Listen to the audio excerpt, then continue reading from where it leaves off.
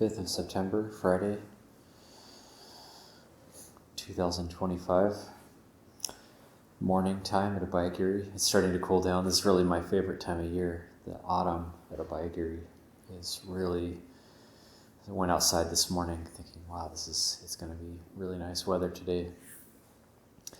And but I'm also still somewhat out of commission, and with this sciatica issue, and it's not really bad right now. It's very slight, but usually that seems to be the time when I end up doing too much and aggravating it. So I'm trying to baby it a bit and take it extra easy, which is not easy for me to do.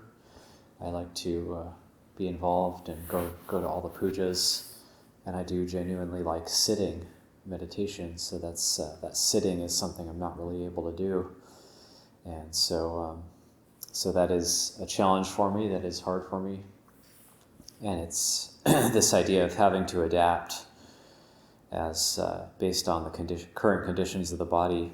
Just having to adapt. And I found actually changing postures a lot is currently good for it. And now I can finally feel the tension in my back fading, and just little tiny micro improvements. Like when I get up, for example, a tense part of my back doesn't feel tense anymore. It doesn't feel like it's seizing up anymore. And it's very... the pain gets smaller and smaller, but it's still there. So just that idea of learning how to adapt to conditions, and also sometimes, we won't be able to, as we age, as we get older, there will be things we like to do that we won't be able to do anymore. And of course, the Buddha has been teaching us this, that the body isn't a true refuge, but then sometimes we have to get clobbered by it a few times in order to really get it.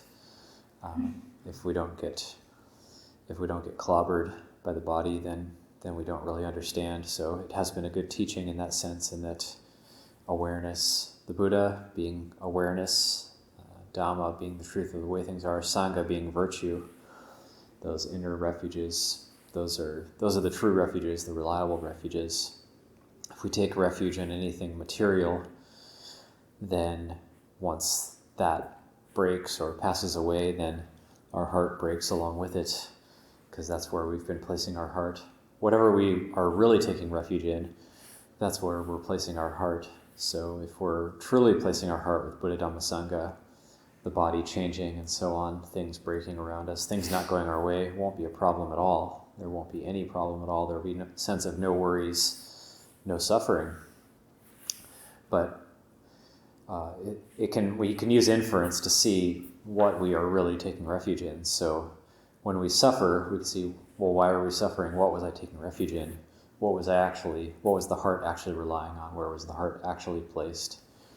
And if the heart is placed on things that will pass away, then when those things pass away, the heart breaks along with them. So we want to use the Dhamma practice to try to free ourselves of heartbreak. This is important.